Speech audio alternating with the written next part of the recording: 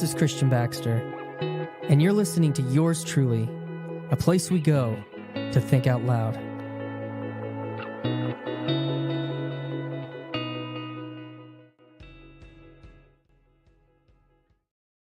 What's up, peoples? So, tomorrow I am having my first repeat guest on Yours Truly podcast. I'm going to be sitting down with Jordan Hall again. And I was I did a stream last night and was graced with a virtually not alone bubble. And so here we are. Let's see. Oh, Matthew Parlato's already got a question. So, I thought, well, what would it mean to enter into that conversation with him and maybe be able to bring one or two conversations from a community, and that would maybe feel like we were this conversation's happening together or something. So let's see I haven't even read this yet. Let's see what Matthew said here. Can Jordan Hall recapitulate with emphasis on where they diverge? Yeah, I'll just go ahead and say, I don't know if I want to push on the personal with their relationship.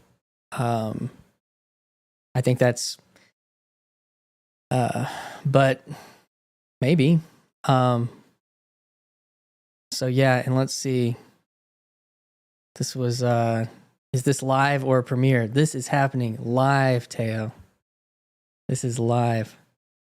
So I'm going to shoot for wrapping up at 4:45, but let's I'm going to open this up to the hive mind, and let's try to stay on topic on, say, where if you're in here, I see we have Teo, Matthew, Lance, people that have popped onto the chat. If you're in here or you're watching and you have consumed some level of his content and has some ideas, and then, or maybe have followed him loosely from Rebel Wisdom, and you're thinking with his Christian conversion, or I wish I could have asked him this or something along those lines, let's try to aim a conversation. There's a lot of different conversations happening in this kind of this little corner of the world, internet world, of the World Wide Web, about a lot of different topics. But I'm gonna attempt to seek if we can have a aimed stream that doesn't get. Why did you want Jordan as a repeat guest? That's a good question. It's from Teo. So we met at Symbolic World and shared some embodied time together. So I got to see him engage and interact with. Okay, here's some other good questions. So I'm going to answer this one first, Matt. And we shared a really personal moment together, and so part of it is I would like to build a relationship with him in the ways that we can, and having another conversation is part of that. Also, the other side is I've been trying to have a serious conversation with anybody about Bitcoin and kind of crypto technology, rails, and NFTs when it comes to kind of something along the lines of digital truth. And so that's another conversation that I'm hoping to have with him. I was talking to, if you watched Paul's conversation with Chamomile TV, Jacob, you saw, I had a conversation with him. He's a programmer. He's worked in Silicon Valley as well. And didn't quite get, we had kind of hinted around talking about crypto. So we didn't quite get there. So that's a conversation that I'm looking to have. So that's my answer to that question. Let's see. Matt C. could we get a bit of biography on Jordan Hall? He's a retired Silicon Valley guy getting some visibility on that could help generate questions. Yeah. So when I first interviewed him, I looked up the fact that he had, I don't think it was MP3 technology, but he was involved in something related to like MP3.com in the like maybe the late 90s. And then also there was a technology called DivX, which was an early video streaming platform of technology. So if you think video streaming has had any impact on society, he was kind of ground level on some of that earlier. I remember seeing like DivX stuff like in probably 2007, like around the time I got married, and we were trying to watch shows online like early back in the day.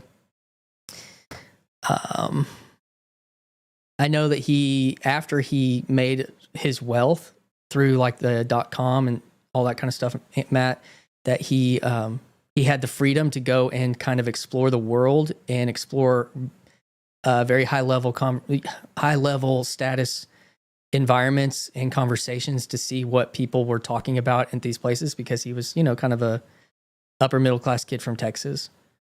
So, and those, and then he got involved in a conversation about next level society. Can society survive what we're doing right now? Probably not. If there's a plan to survive, and he gets into a community called Plan B and is writing like theories of how civilization can maybe transcend its current state. And so he goes on then like a personal pilgrimage to figure that out. And that's kind of how he landed where he landed at kind of the end of that journey and found Christ. Where are you at high school? Okay. Shalom. What's up, Kezi? We're having a football conversation. Okay. So yeah, DivX was a big deal. Yeah, so here's Teo. So you can thank Jordan Hall for that stuff, I guess. I don't know the finer points about that. So yeah, were there any other? Someone asked. I'm going to put Matt Parlato's question up here. I started out trying to answer this with emphasis. With emphasis, where do you diverge? I mean, I think he would say Christ, but we have a lot of conversations about people holding the door open to religion, landing in religion, and Peterson and Vervaeke doing these things. And then you have people that have walked through that door. Let's see. So Jordan is retired. He just gets to be a full-time thinker now. Nice. Yeah, I mean, I think the interesting thing is he wanted to, he didn't just want to think about Plan B. He wanted to see if he could help cultivate that, see if that could be a Plan B, Game B, see if he could cultivate that into reality, find it where maybe it already existed.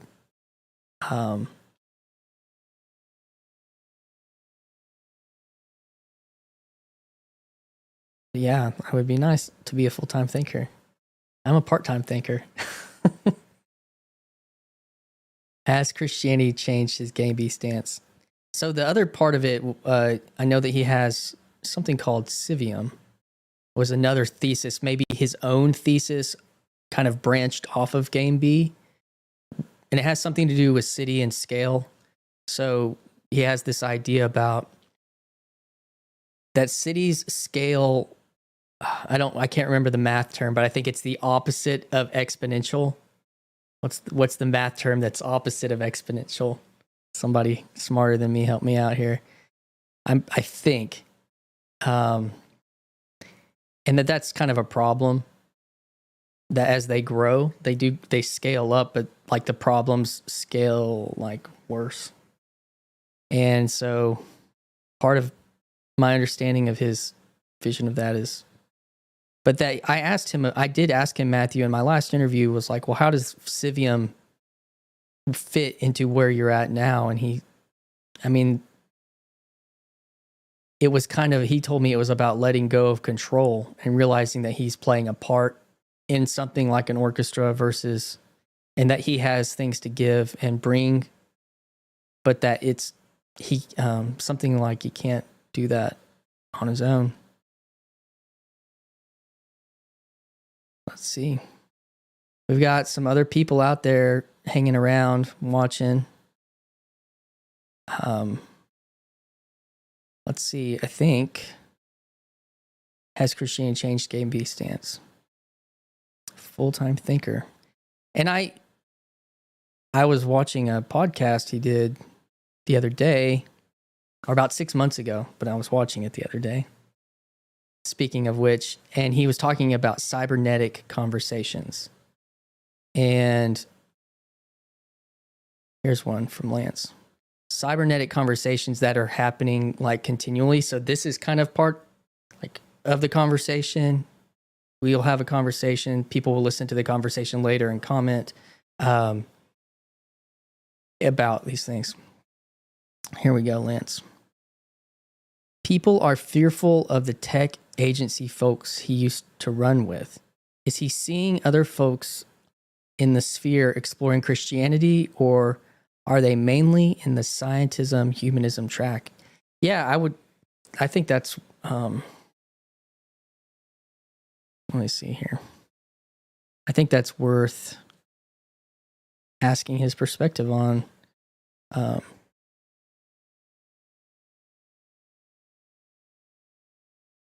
see.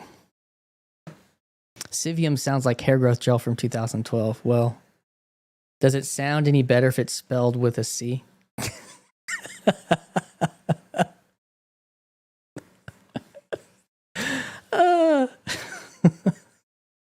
Yeah.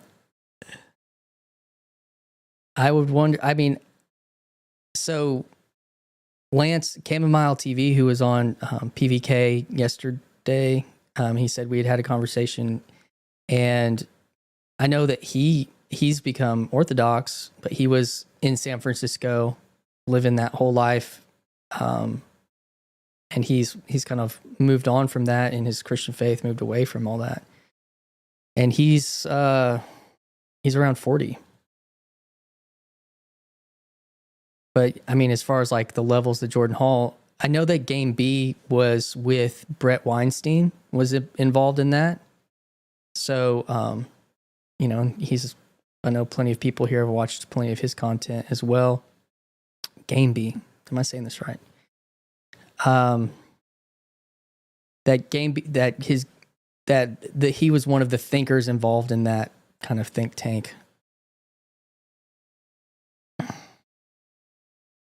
Okay. So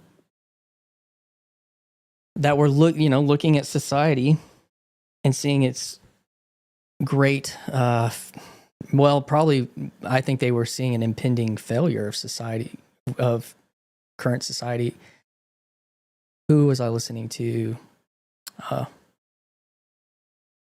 had a conversation with James Cortides, and he was saying, everyone was thinking that in 2012 the world was going to end, and he kind of has this postulation that in some ways it kind of did, and here we are. Let's see what else. Any other good thoughts this afternoon? This nice Sunday afternoon. One of my kids is taking a nap. The other one's drawing. My wife and other kid are on a day trip. So I just thought, well, we could hop on for 30, 45 minutes. Some believe tech will save the world. Others think it's the apocalypse. Yeah, I mean, my conversation with Gabe Stuckey, it's coming out tomorrow, Gabriel Stuckey, he sat down with an AI engineer talking about this image that he has about cognition. It's like a 4D image inside of his mind that he's trying to get out into narrative and into art and visualize it. And he believes it's something that it's a tool that could be used to give AI like a Holy telos. I don't even know. But yeah, I mean, some believe tech will save the world. Others think it's the apocalypse. I think we have to look at like what we are doing right now at this very second. And it's made up of a lot of different parts. There's probably some artificial intelligence. If you look at the algorithm that fed you up, the fact that, hey, this is happening, you might be interested in this. I don't know where that falls into artificial intelligence and that we're kind of, postulating these things together. And that's my take on it. But I think that Jordan Hall landing in a town of 8,000 people kind of points you to his answer about what he thinks is going to save the world. Let's see what else here. I'm assuming Jordan Hall is now working with ARC, aka Game C. Game C for Matt C. I don't know. Here's what I do know is that at Symbolic World, there was a moment where Jonathan Peugeot, when Jordan had given his talk on like Saturday afternoon, Matt, you may have seen this because you were there. He said, "Can Jordan Hall and somebody else come up to the stage?" And they were like the only two people that got to meet that got to meet Jordan Peterson, like kind of after he talked. And he handed Jordan Peterson like a stack of papers. Humbly, he like handed Jordan Peterson a stack of papers. And I was like, what are on those papers? Maybe I could ask him that. That would be interesting. All right. What's next?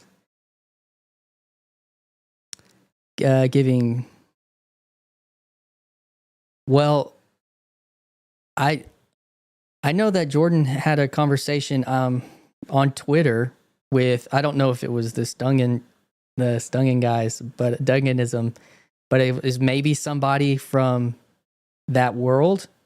And then Cortides had the conversation after Jordan Hall did, or at least it released in that order.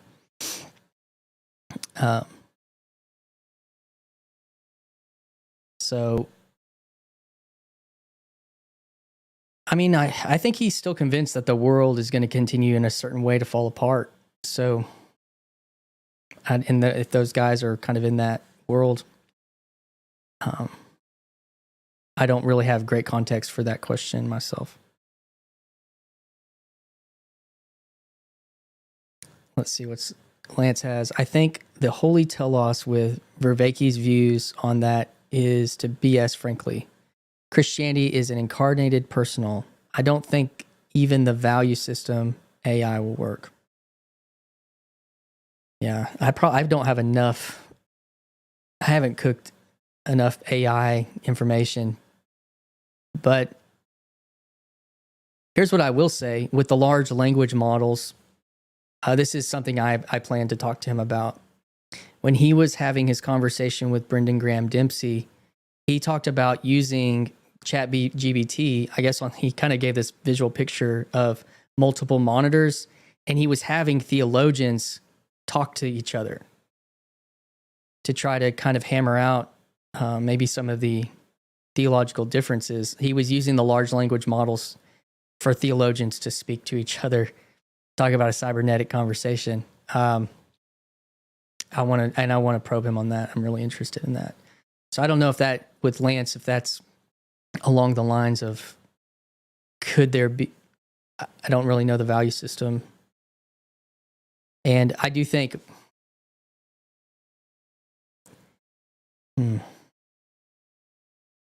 is this incarnated right now? I don't know.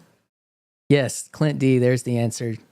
David Gronowski, I don't know if he's kind of one of the people that Matthew Parlato was talking about giving conversations to, if he's a Dunganite type person. He did talk with him, and so did James Cortides. And they really are talking about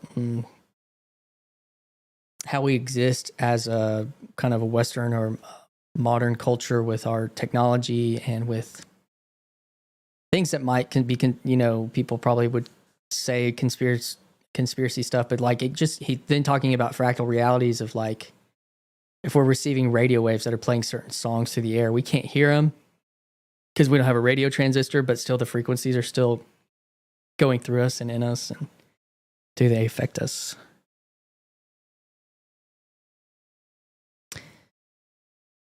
Let's see. Here we go. I'm waiting for Kyrie's Game D Theory, Matt C. from Lance Cleaver.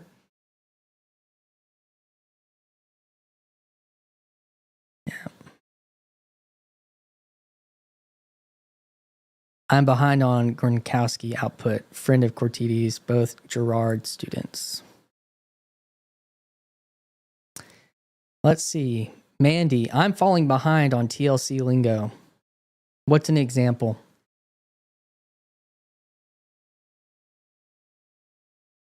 Yeah, this would be a fun little story. I met him at Symbolic World and we had like a 5-minute conversation. And then we kept trying to like make the calendar work and it just now worked out. Yeah, Mandy, what's a lingo? I'm assuming Jordan Hall is now working with ARC. AKMC. Yeah, I mean, ARC is reaching up, in my opinion, of, you know, Jordan Peterson's like this stacking of responsibility. And at the same time, I think that we also need to be pressing down into like our local communities, like our local realities, our personal and our relational and our neighbor and communities, that it's like both part of Game C.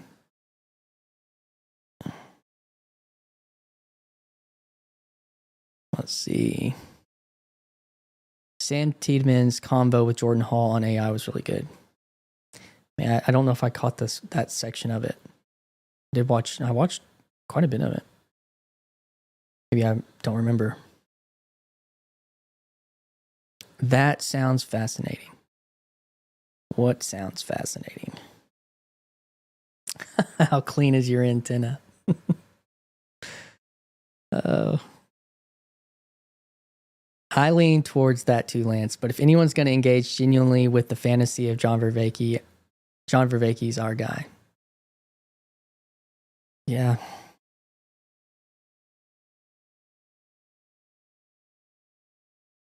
What's on the papers, Jordan? Great question. Yeah.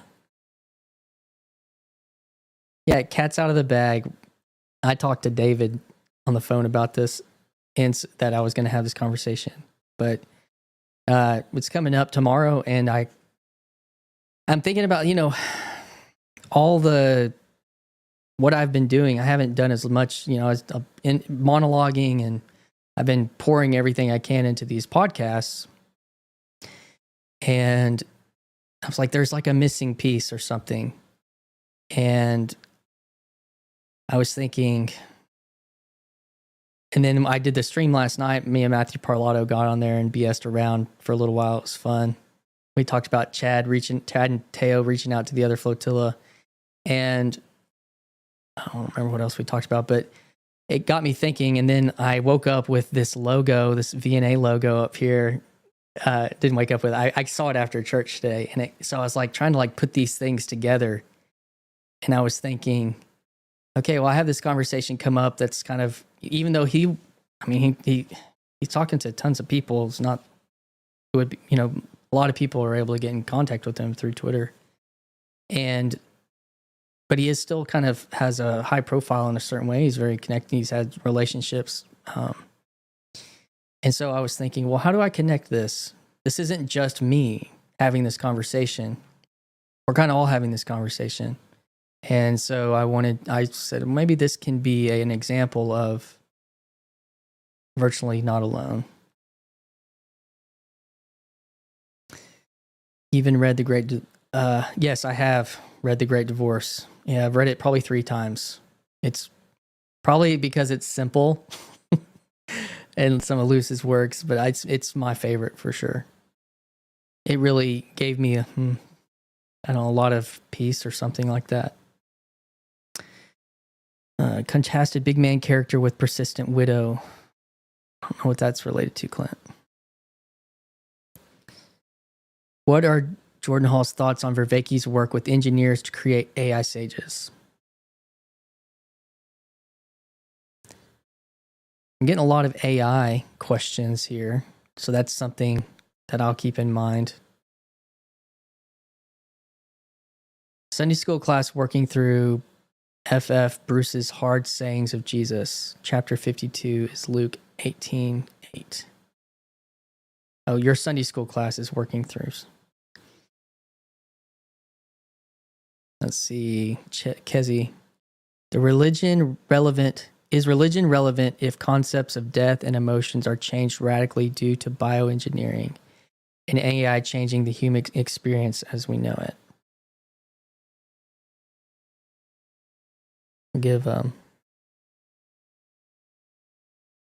I know in Kezi and our conversation that we had together, that was, I think what you were saying was what was stirring up within you types of anxieties about the future.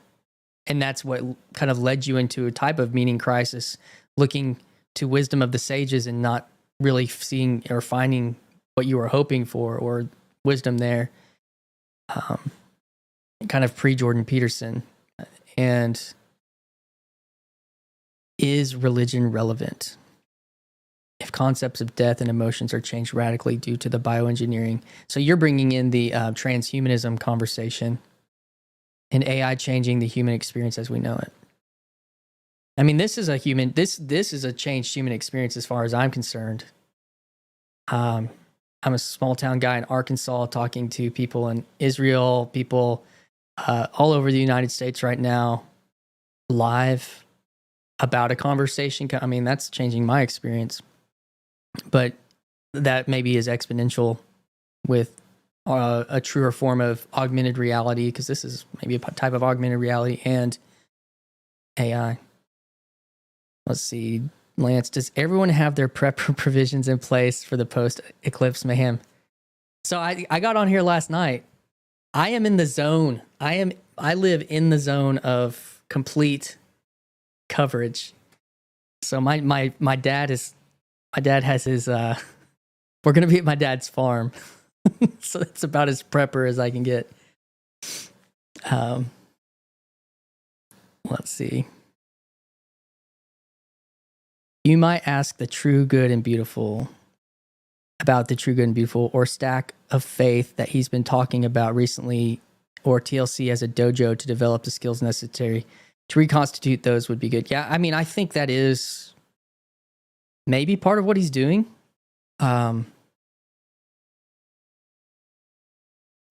But I think he's gone all the way up the stack, and he's talked to people at the top, and he's talking to people, not at the top, to find those things and honing, if he told a story, I don't remember which podcast it was. Oh, it was this Win-Win podcast that he was on about 6 months ago, that he was really good at role-playing games, and then he got where he was beating his dad all the time, and then he was playing, so he started playing role, a games time like StarCraft or Civilization or something like can't remember, strategy games. So he was actually like playing against the programmers, and so it seems like he's kind of trying to play against the programming.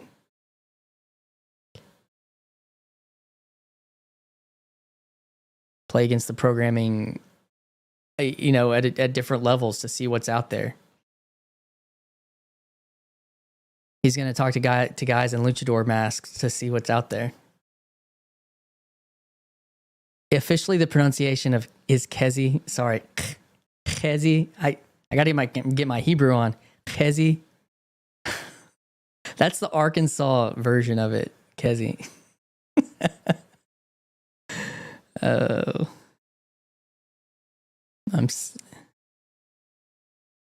Are you farming our minds, Clint? Yes, I am.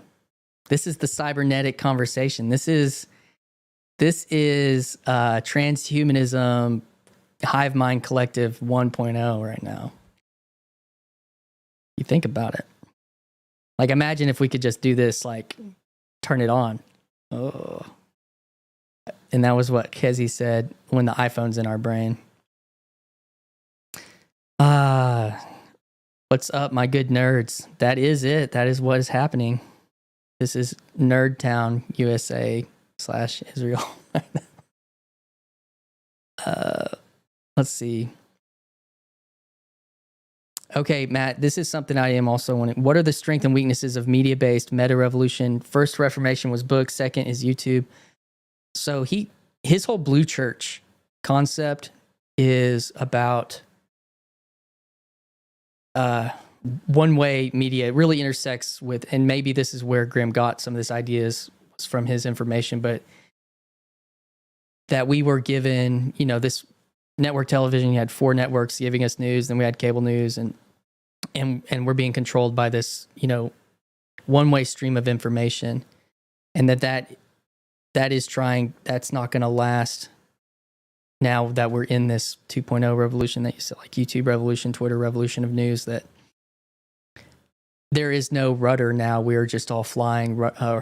He was like saying there's like no handle on the airplane. We're just like flying now because there's no one with that stick. And he said he saw that. He foresaw this basically in the 90s.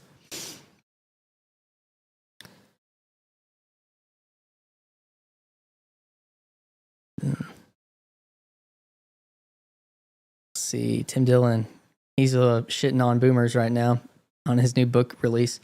Tim Dillon is a comedian, was speaking about spirituality proper recently in his interview with UK company called Podcast. It was all good, all God to me.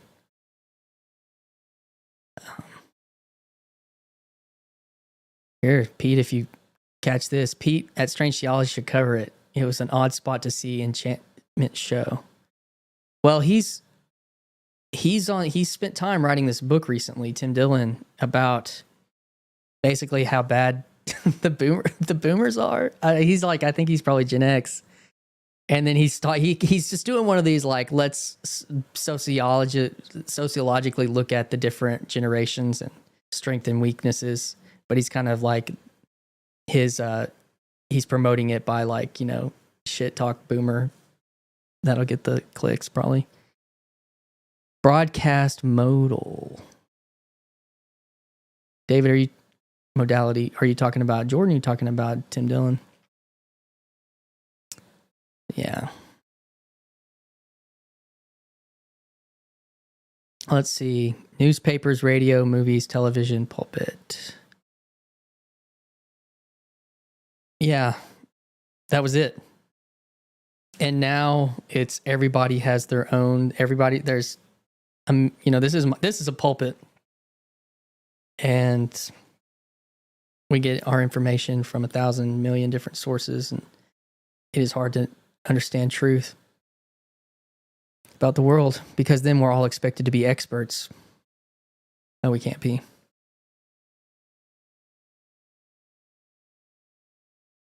Let's see. You couldn't tell if it was algorithm. Gotcha. Yeah, Tim.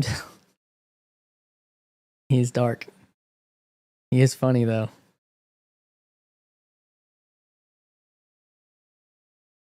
Use of the word spirituality unironically. Well, I mean, Matthew, you contacted me today and you said Russell Brand, he's officially converted to a Christian faith, I think. I mean, things are happening. It seems like every day these dominoes are, of these prominent people. And I think, the way I look at it is nobody really knows what's next and where we're going. And we come from a generations when things used to take place slowly over hundreds or thousands of years. The wisdom that you would give your son would last his entire life on how to take care of his family and live and operate in the world. And same for daughters. And, the wisdom that my parents can give me about how to meaningfully operate in this world, or a plan to move financially through this world. Like, Like when I think about my kids, I've got a young teenager, a 10-year-old and a 7-year-old, and I'm thinking, how there's not a game plan like, well, do good in high school, get a little scholarship, go to college, and this will work for you and you can afford this house and insurance and you can raise a family. And like that whole thing is kind of breaking apart. Like I say that you like even in an economically cheap state like Arkansas, I think you have to make like 200 grand a year to live in Little Rock. Like if you're going to live in a city, you have to be able to like create the old world. And it takes a lot of money to do that with like community daycare and good school systems and, like a strong network and a good neighborhood. You have to make a lot of money to actually make the old world work in a city. And that's in a cheap city. So, and I think that kind of goes into the Civium stuff. I think that goes into, let's see. Until you live stream and have the hive mind, then it's reciprocal instead of broadcast only. Yeah.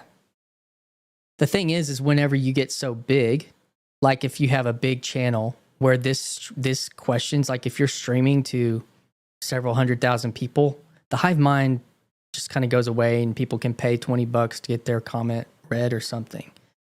But so I guess you could say it could still work that way, but it doesn't scale. I think of the chat as a bully pulpit. Sometimes it's where things get this like worked out and distilled into something. I think it's funny that growing up around new atheists thinking I was dumb and now all their heroes are converting. Oh, high five. Like how funny is that we were right the whole time?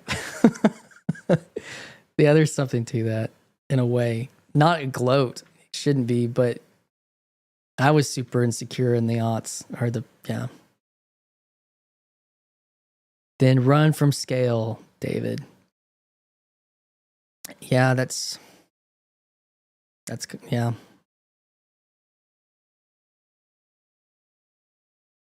But when you closing yourself off from other opportunity, or I don't know if opportunity is the right word, but for bridges to other nodes and networks, yeah, I think it kind of falls back into some kind of weird representative something or another. What has been the most immediate apparent, even for small changes, has your conversation afforded? That's a good one. With his small conversations, what I want to add, that's something that in a general sense I want to ask him. Just like, what's in this for you? Is it completely, what's that word? Where it's just giving. We can't even teach our kids how to provide for themselves for more than a decade into the future, teetering on the tech and the skill set singularity, wondering what Jordan Hall thinks of this. I mean, I'll be real honest. Part of me doing this right now is me trying to learn how to exist in a new reality. And building a skill set. I built this studio that I thought was mainly going to be for music. And a part of me has seen this as like a portal into a new way of life in a weird way. But maybe that's the scary AI future that we don't want. But it's kind of, I feel like, could I teach my kids how to do this better? I don't know. Or other people in my community even, and we can give people these skills for the future.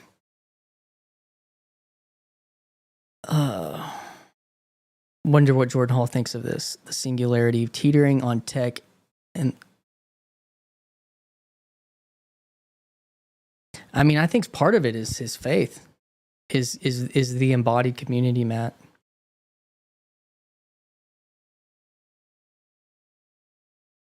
They keep saying the trades are going to be super valuable, not a long line of pipe fitters apprentices, though. I mean, ask Matthew Parlato about pipe fitting apprentices. Um, both, and you're right, and that's difficult. Yeah, it is. Conversion, conversation, potato, tomato. There's his math's answer here. That's what I was doing, McMo, to move to Midland, fitting wicked fractions, doing takeoffs. Yeah, he's like a pipe fitter. And he's making a life for himself out there. Matthew Parlato. All right. Let me see here what I have question-wise. People are fearful of the tech agency folks that he used to run with. Is he seeing other folks in that sphere exploring Christianity, or are they mainly the scientism humans?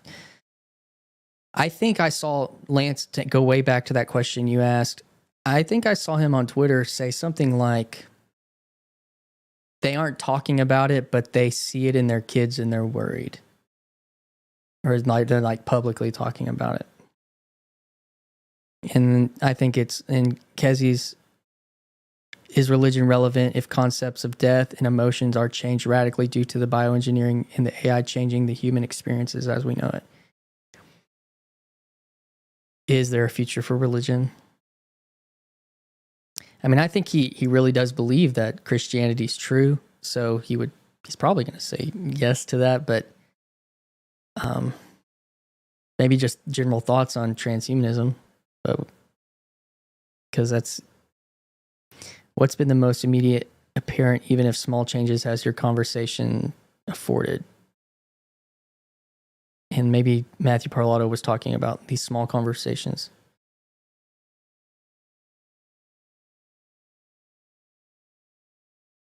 I'm not sure Dialogos via the open internet can be taught to our kids beforehand. It's open internet after all. I don't know if I consider this Dialogos. I think there's more of kind of a emotional, serious dance in that, but this hive mind stuff, I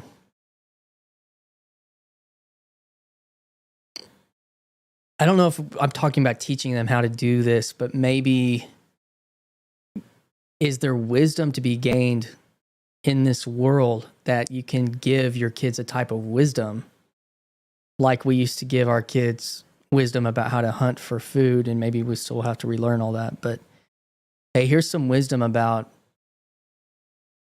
how to navigate the open web. Maybe, I don't know. It says a lot that Jordan Hall is here in these spaces in light of the cultural crisis and his ability to anticipate tech futures.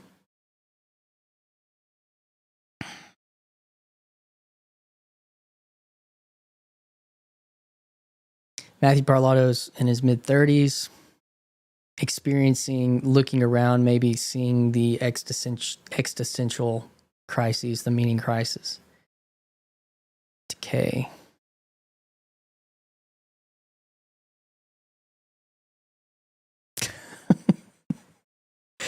Are you an anonymous troll, McMo? But you are for good. You always got me rolling in your comments on the Hive Mind. In his conversation with Rafe Kelly, Rafe mentioned how necessary physical embodiment is. Parkour, wrestling, rough and tumble play is important to cognition in general, and I love that conversation. Yeah, so real world example, it's Saturday yesterday, my kids wake up, we're kind of doing some of this stuff. I played a little bit of video game, played Luigi's Mansion on Switch with my son for about 20 minutes or something. We put it up, we ate some breakfast, and then I had a conversation scheduled for like 10 o'clock. And I told my 10-year-old and my 7-year-old, I said, okay, y'all are going to have these screens all day. The weather's really nice outside right now. Like, I really don't care if you come back in later today and you play on these screens. But I just want y'all to go outside and play, make something up, figure something out. And they were really great about it. And they went and played. And my son ended up playing outside most of the day. It wasn't something like, boy, you better get outside when I was a kid, blah, blah, blah, blah, blah. It was just like, I'm not going to say don't touch these things, but I am going to say, let's do both. Touch grass type thing. And I was sitting outside on my front porch on the swing, our front porch swing, and he comes up to me and he's like, he's got these sticks he'd made into a sword and staff and stuff. And he was just like, I love life. I love life. He's 7. And I was thinking, I think he's loving life because he's like living out here with this life. And it was really beautiful. And then he asked, like, if God's near me, why can't I touch him? So then we get into the theological talk. And I was, well, God made this world. And, Jesus, he came into this world as God. And so we, and then he still has his spirit with us today. He didn't need much else. And that was kind of it. But we were just out there, and then he did this thing that my older daughter did. He said, Dad, man, when I'm in heaven, or whenever I die and go to heaven, he's like, can you teach me all about heaven? And I was like, yeah.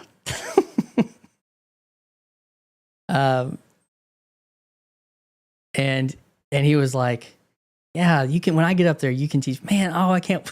And this is really weird. I've taught, my oldest daughter did the same thing. Oh, I can't wait to die and go to heaven. And I'm always a little freaked out by that in a way. But then there's also just this like child, they don't really fear death in the same way. And, it's not existential for them generally, unless they've had some trauma. So let's see, we've got some embodied life here. Shot hoops for an hour, wasn't windy, work out in the park, got my grass in. You can say to your son, I have internet friends that think you're touching him. Oh. Dude, you're crazy. Film it. Do you like Chad? Whenever months ago, Chad was shoveling snow and he was just live streaming snow shoveling. In the Rafe Kelly convo, Jordan Hall, we might be better off if we burned current education to the ground and started over. I got more kid stories related to that, but I don't know. Let's see. Spirits in the wind. All right. Let's do something crazy. Let's get 30 minutes in here. Who's going to hang out? 30 minutes.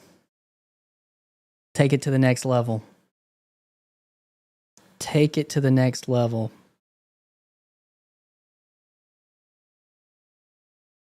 We got the link in here.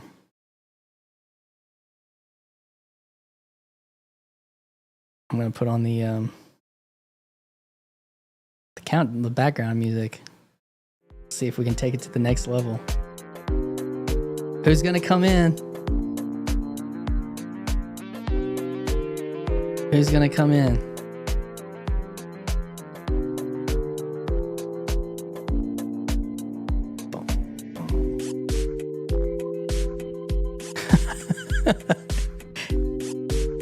We got people here. Maybe you're out there, you haven't been commenting. You want to come hang out. If you got a webcam and you got a email that'll work for this, something has been interesting,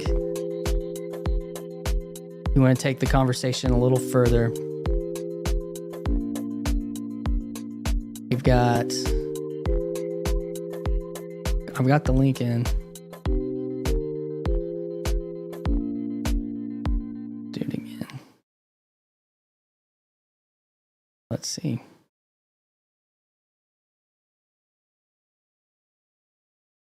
One more.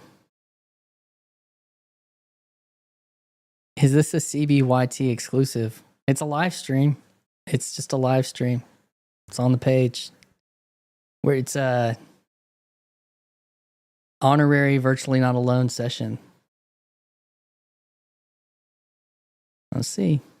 Feels like an altar call. Who's gonna come up?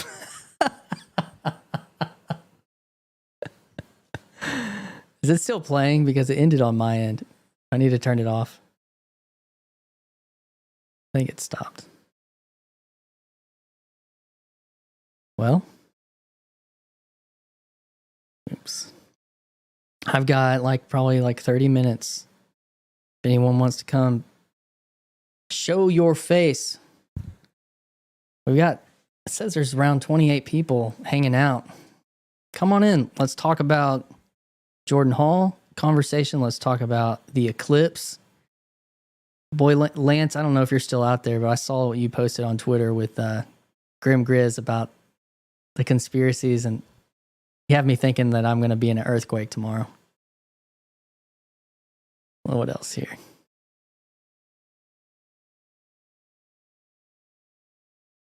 More peer pressure needed.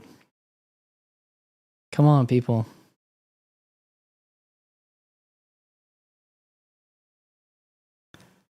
What do you mean by is this a CBYT exclusive?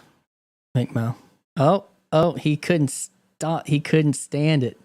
He couldn't stand it. Don't be like that. Don't be like that. I was just like, I'm sitting here on my couch. Nobody else is gonna go. Parlato, what's the wildest thing you've got? Tell me about this Dungan thing.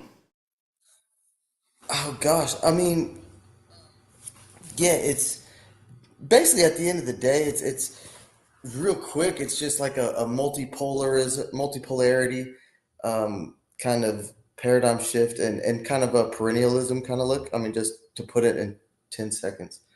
But yeah, no, he also he remembers in body, and he's come back to like a very mystical Eastern Orthodox kind of stance, and yeah, um, I mean, he's fascinating. I mean, I tend to agree with a lot of his takes. It's probably whatever, take it or leave it. I think I think he's definitely gesturing towards something that liberalism, fascism, and communism cannot answer. I think that's kind of the JV pseudo religious ideologies. The totalitarian pseudo religious ideologies. I think that's kind of the grip he releases. He uses like a lot of the postmodern maneuvering to release us, or to release someone who's going to adopt his stance from that. Um, you know, and like I said, I kind of enjoy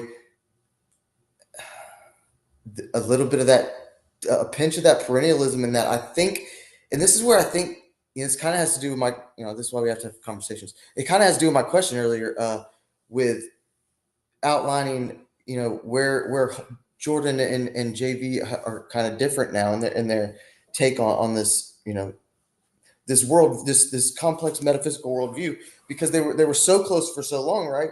And yeah, I think Dugan kind of does come at for like more of a JV stance. And like I think there is maybe this one ultimate truth and reality and good, but different cultures have their own path and uh, orientation that gives them their religio towards that. And that's kind of as far as I would like to push that. Here we go. Lucas. Hello, fellas.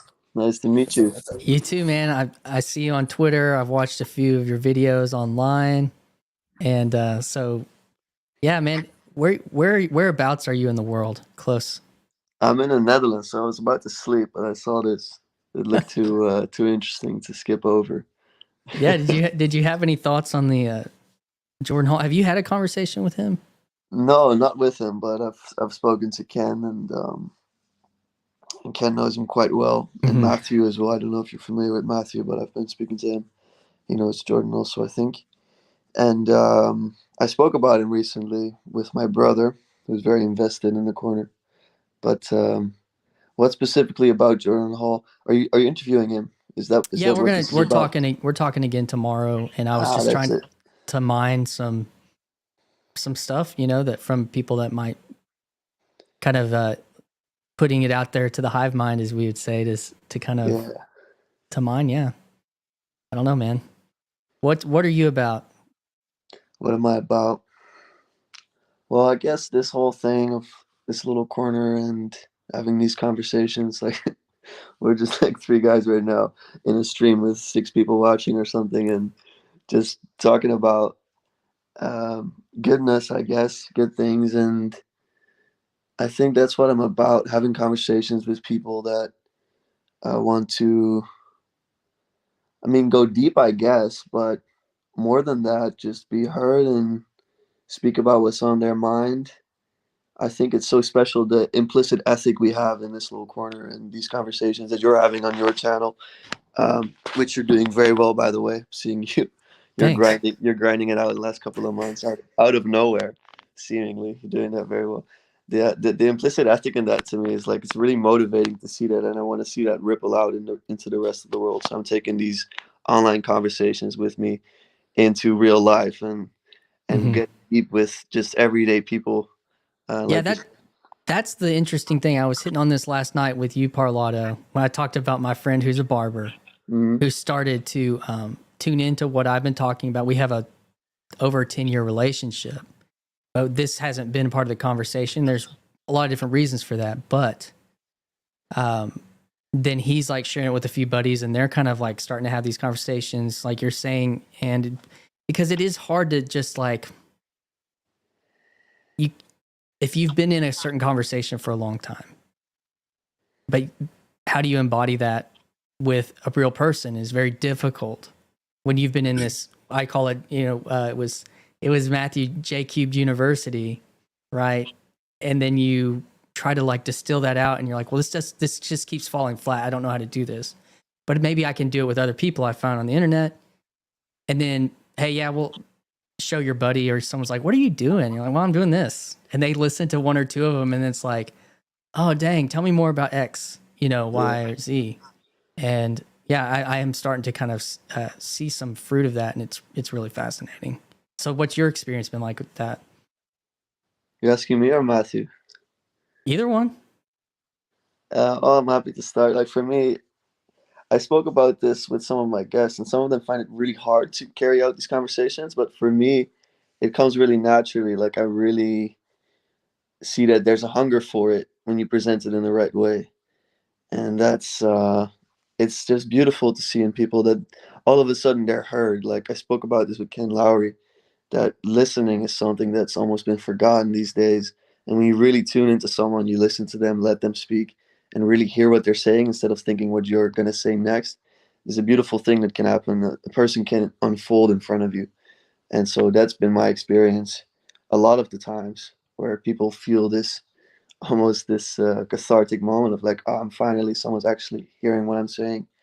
Um, so yeah, taking the time, I've gotten to know some beautiful people over the last 2 years, being more involved with this. And yeah, so that's been my experience. I'm curious to hear about Matthew.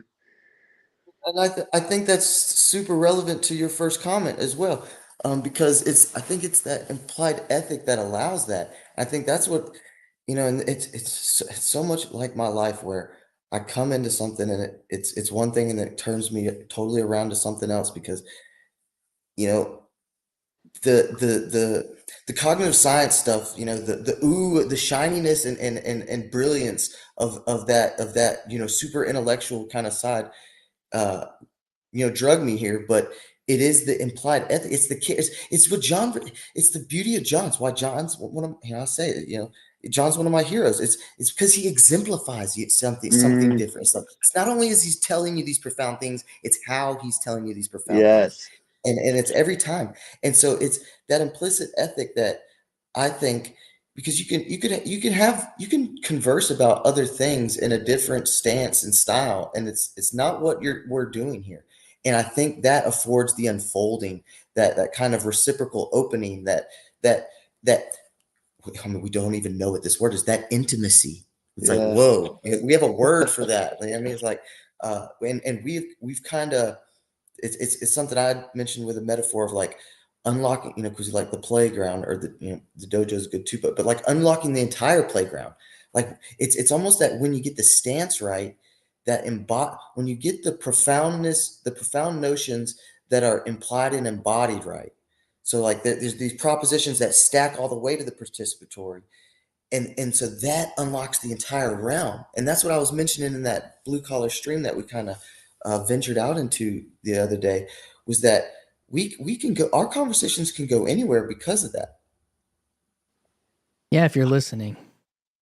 Yeah. And that was you mentioned that about Teo. And I think that is maybe what is, I haven't like said what is dialogos or something, but I think it is that like the intentional listening so that you're not just trying to be heard.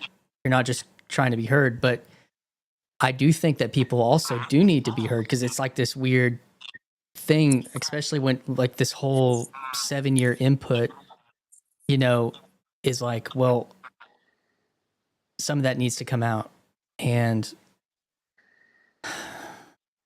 yeah, I had this experience with that through therapy was like, I mean, literally, I'm just paying to go talk, but I'm also paying to be on a place to be honest. It's a place to be truthful. And it's, there should be reasons why there might be boundaries that you don't do on the internet, certain parts of your life. And I think that's also kind of an implied thing usually, or some people are able to navigate that well. And so, but the ability to be heard and also the ability to hear, that is beautiful. And I do think that that's one of the, I mean, that was a beautiful thing about my podcast with Matthew over here was just giving him some space to be heard, on a really shitty Saturday morning. And I think you nailed it too, because it's this it's this intentionality to where we're listening for the logos, but it's also the multiplicity and unity at the same time, right? Because we're following the unity of the logos, but we also, like you said, we have each of us are gonna speak in our own unique voice. We're gonna come from we're gonna bring our own unique perspective to this, and it's a dance, and it's when you get that harmony of, all right, what can I bring to this and still be aligned with the logos of whatever the logos of the conversation of the moment, and it's like we've just been attuning, right? That's a big word in the JV speak, right? We've been attuning to that for so long, and it's something that, I don't want to, toot my own horn or air, but I people in some of my earlier interactions, people would have that question, and I think it was genuine. And when I criticize, always want to remind, I'm trying to be gentle with pointing this out, but it's like, is this gonna go into real life? Is this gonna affect real? And I was just like, it's that to me, that just in my philosophical mind was just, it was so obvious. It's like, yeah, it has to a degree. There's gonna be a spectrum, but it has to. And so yeah, it's kind of like what I was saying earlier, or maybe yesterday to you, where we're so baked in this stuff. Tayo did a certain move in that foreign stream, with asking a pretty profound question that on its face might you would think maybe simple, but it was, as soon as you started scratching, it was pretty profound. And it's like, I was attuned to see that right away. You know what I mean? That, there's an attunement to what we're doing here. Um, and a lot of it's that stance and implied, I think. What is the question you asked? Me? No, Tayo. You're talking about Tayo? Oh, he asked, what does it mean? We joined I mean, I guess you could call it like a right wing, a right wing Canadian welder, kind of roughneck, flotilla, community of communities, very anti-government. That would probably have been their sacred, but see, you just see the problem with that right on its face is that it's a negation, right? It's against something. But yeah, so he just asked them, what does it mean to be Canadian? Mm. And it was just, it was a beautiful tactic to draw the everyday man into profound waters, and it worked exactly right, perfectly, Lucas. Yeah. You're asking basically something that's been implicit for all of a person's life sometimes. You have to bring it up. It's like there's so much there. You nailed it. You But nailed then, it. but it's It was almost, a it's sacred to speak of once you do that, and that's kind of that unfurling you were talking about, Lucas. Mm. Like it can start that process at least, breakthrough. and and even this, I think, ties into what we're talking about, the implied, because Tayo doesn't get away with that if he doesn't have the charm of being Tayo, of coming in and being so likable, and in a space where we know, Tayo, like that they had mentioned, I was in that stream almost all day just listening, and they had mentioned over many times, they call themselves that they'll be identified as bigots, and they'll make the racial joke that every once in a while, the kind of locker room racial joke. And so excuse me. And so and there was none of that. They enjoyed him so much. There was not a snicker, not a comment in this. It was, and that's because once you embody that implied. I mean, I just want, here comes a Christianity. I want to do the disclaimer. Once you embody that Christian implied ethic, that virtuous humility and care and love, nobody's going to make that crack. And I've been around all the, cards on the table. I'm a convicted felon. I've been around all types in this world. So I've heard it all. It's just that was never going to be an option, and it didn't happen. And so he was able to ask that question. They were able to take it genuinely, and it went to a beautiful place. Awesome. I miss Tayo, by the way. I want to speak to him. It's a good thing to hear, because then I'll message him as an excuse. But I have to dip very soon because it's past my bedtime. But I will say, I was thinking about Jordan Hall because you're speaking to him. First of all, let the conversation lead you, so don't need to take my question at all. Just if there's space for it, because I know he's worn some different hats in terms of figuring out what works for him and facing the meaning crisis, and now he's converted. I wonder how he now views Christianity. Does he think it's exclusive? Does he think that it's the only path? That's something I'm curious about from a lot of Christians. Yeah, so that's it. Otherwise, it's lovely meeting you both. I see the Spirit is guiding you, and that's a beautiful thing to see. Oh, there's Tayo in the chat. I'll text you, Tayo, after this. So good to hear about you and to to see you pop on the screen. But Christian, it's nice to meet you. Matthew, Hey, you nice too, to man. meet you. We'll bump into each other on Twitter. Yeah, we'll do. All right, Have man. a lovely Nice to day, meet you, gentlemen. Luke. Nice to meet you guys. See you. I'll go ahead, man. I was I just got a gonna say, silly question. no, go. Okay, go for it. Sorry, you go. I got a silly question, and then I want to get my earlier question right. That was the which I actually kind of liked where your misinterpretation went with how or why are you or what are about the smaller conversations is intriguing you. I think that is a great question. That wasn't my question though. My question was, what if what are the most immediate and apparent changes from his conversion, like in just these few, like what is he noticing, like tangibly, just on his conversion path. That was my early question, and then the other silly one would just be about, like, I don't think he's from the South, right? He's So from just Texas. go ahead. He's from Texas. Oh, okay, well then never mind, so my question will be irrelevant then. Never mind. I was gonna ask him if he was gonna have any Southern culture shock or anything, but never mind. No, I think Yeah, I think he's kind of got a little bit if of a he's a draw. Texan, he'll be fine. Yeah. Teo, we were talking about beautiful conversations, and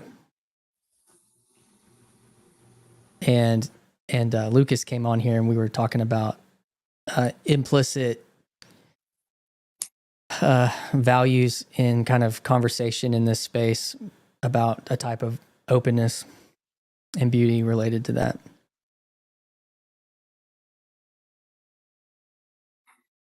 When does that stop me? An implied ethic. Yeah, seriously. What? Good point, David. Yeah, I've got like 15 minutes. I'm trying to think of some other stuff. Well, I'd I like was to gonna ask. say, what was I gonna say? I had something. It was about Jordan Hall. But I can't remember. Oh no, it was about Lucas. His last point, which was his question, is like, does he still see Christianity? Does Jordan Hall still see Christianity as exclusive? And I think that, yeah, I think I was gonna take a stab at my own version of that. Yeah. I know that when he was talking to John, and I think for Vaki, I think that was ever present. That was ever present in the orbiting their conversation, was kind of that the exclusive claims. And in my conversations that I've had with like Brendan Graham Dempsey, that was kind of where we also go into some type of rub, up against a meta religion versus an exclusive religion. This transcendent religion versus the ones that have the corner on truth or something. And and so I think that, like I was saying, I think that there are versions of Christianity that aren't exclusive in a certain way, that believe in an ultimate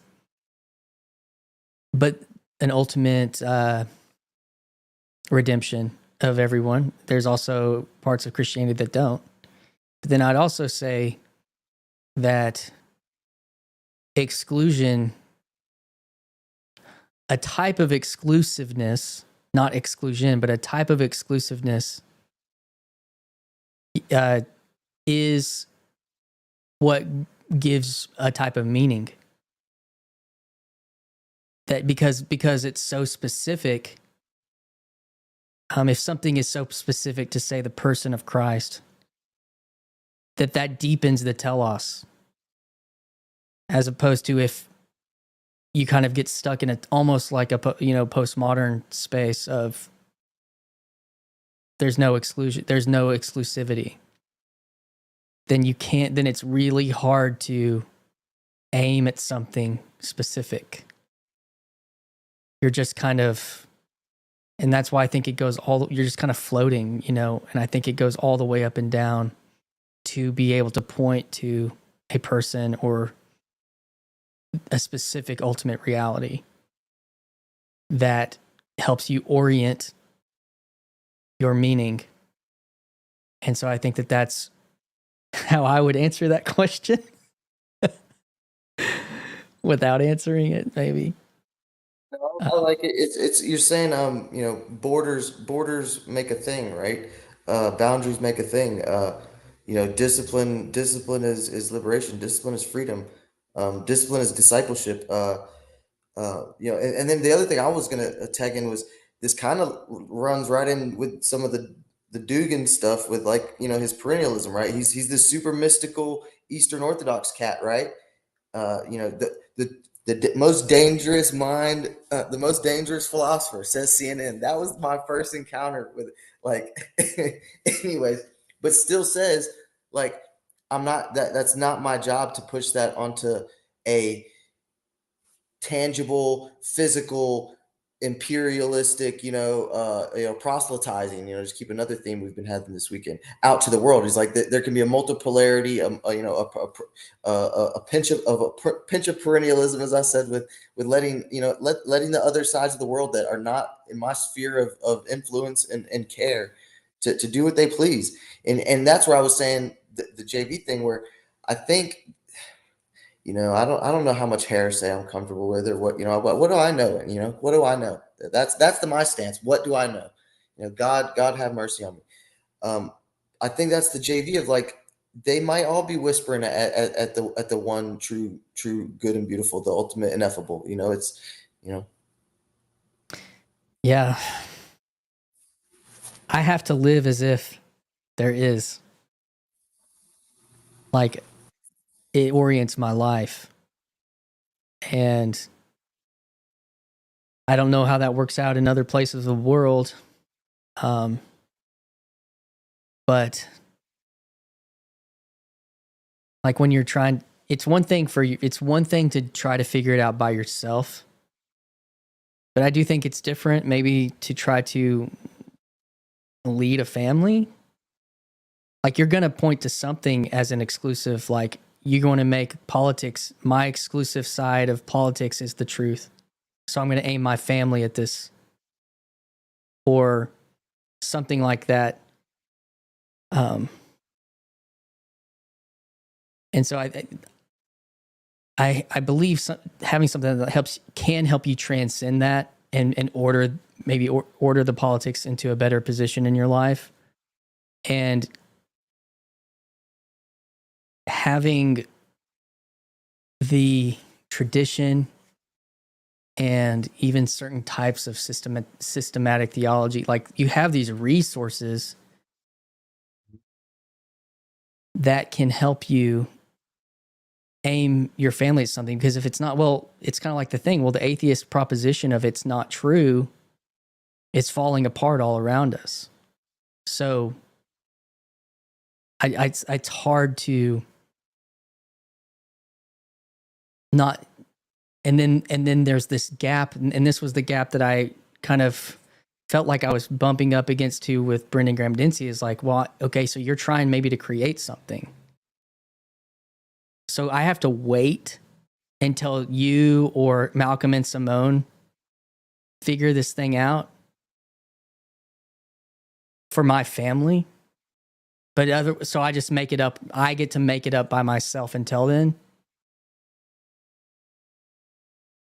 And then all of a sudden now I'm stuck though being an exclusive, bigot, if not, or something. I see the rock in the hard place there. That's interesting. That's interesting. Yeah, my take on them, on Malcolm and them, was they're brilliant. I want nothing to do with them.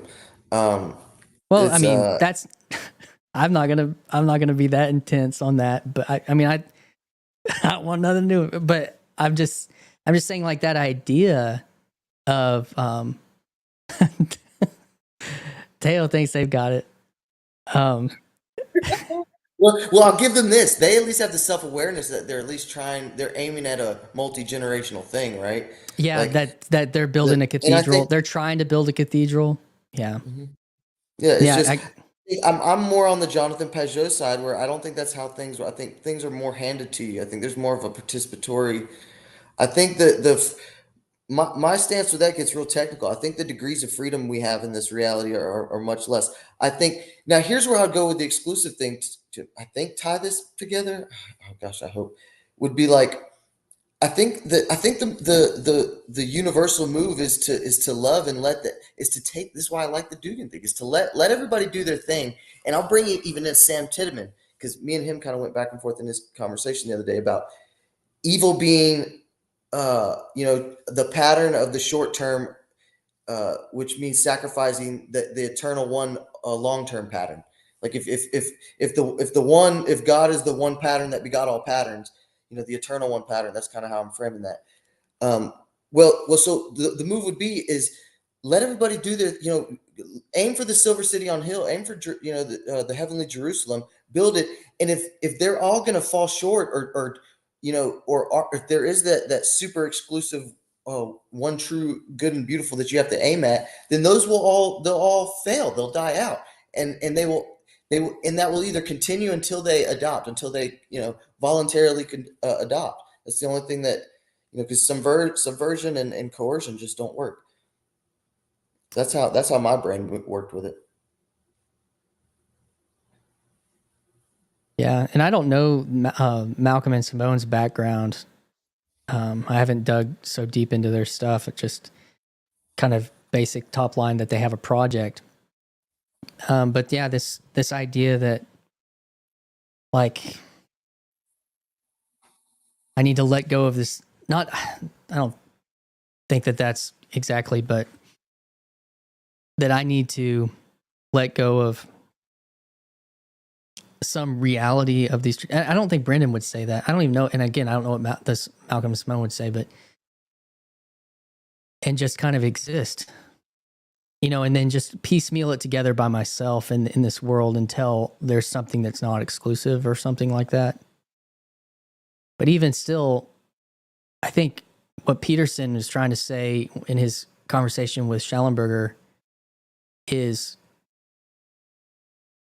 but to live to live in that there's a way that it's always there. The invitation is always open. That's exactly what I was gesturing at. Yes. So I think that's a good place to to land this one, buddy. Matthew, thanks for hopping on. Lucas, every single person in the damn hive mind today. It's good stuff. It was fun. I'll take some of this stuff into the conversation tomorrow with Jordan. And yeah, with that, we're going to shut this puppy down. We had record 44 viewers today for Christian Baxter. Yours truly, virtually not alone session. So hopefully everyone felt a little bit not alone today. And I'm going to go touch some more grass, encourage everyone else to. All right, man.